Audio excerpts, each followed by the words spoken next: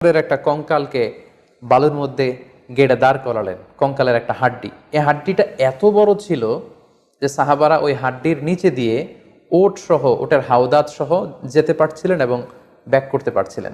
তাহলে সেই তিমি মাছের কঙ্কালের স্কেলিটনের পাঁজরের হাড্ডিটা কত বড় ছিল, সেখান থেকে আমরা বুঝতে পারি এটা তিমি টাইপের কোনো একটা মাছ হবে।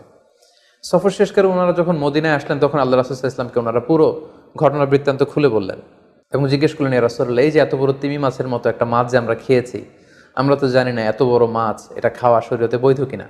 আল্লাহর হাবিব সাল্লাল্লাহু আলাইহি ওয়াসাল্লাম বললেন, এটা বৈধ, তিমি জাতীয় মাছ এগুলো খাওয়া বৈধ, এটা আল্লাহ তাআলা তোমাদের জন্য রিজিক হিসেবে রেখেছিলেন।